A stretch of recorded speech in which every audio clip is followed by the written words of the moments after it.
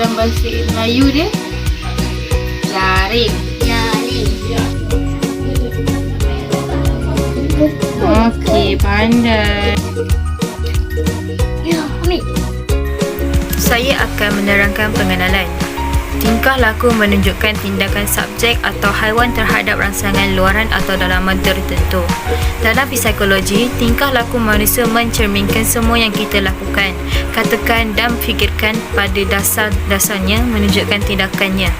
Tingkah laku itu berasal dari tingkah laku perkataan Latin dan terdapat dua tingkah laku iaitu tingkah laku positif dan negatif.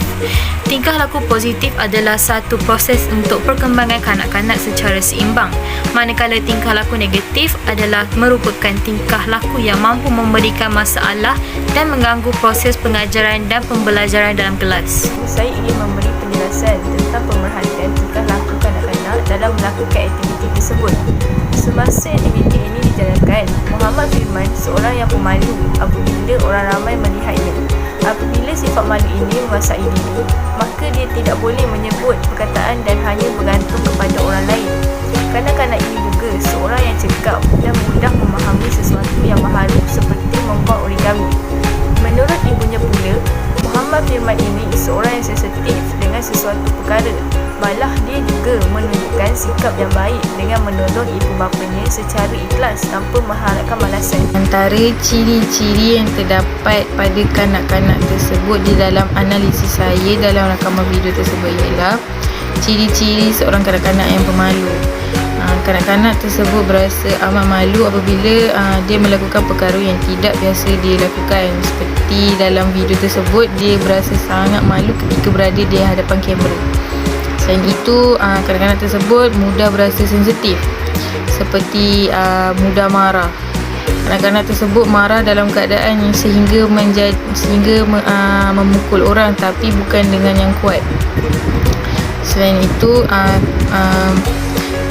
ciri-ciri kanak-kanak yang positif, kanak-kanak ini juga mudah belajar dan mudah memahami sesuatu pelajaran yang baru dia pelajari. Terdapat juga punca-punca masalah tingkah laku daripada kanak-kanak tersebut yang boleh kita lihat dalam video tersebut, seperti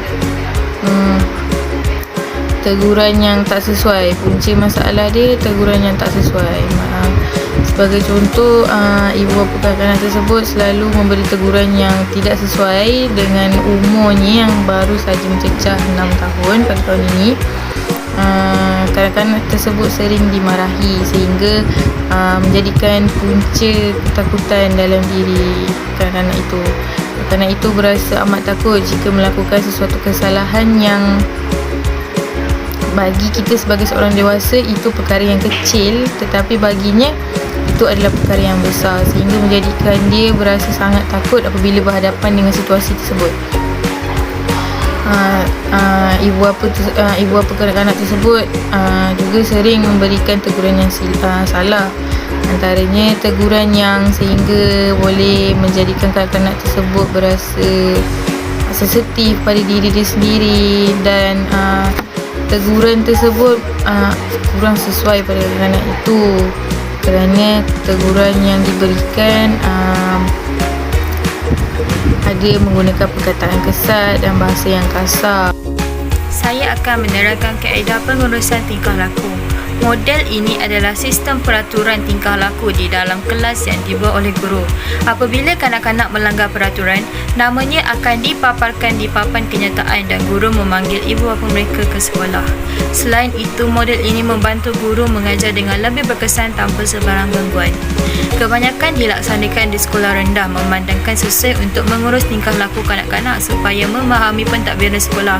Walau bagaimanapun, ia kurang berjaya melatih kanak-kanak supaya bertanggungjawab. Apa yang boleh disimpulkan ialah pada penularan pandemik komuniti ini, kanak-kanak sering didedahkan dengan gadget. Hal ini boleh menyebabkan emosinya tidak normal. Tingkah laku yang bermasalah akan memudaratkan proses pelajaran mereka.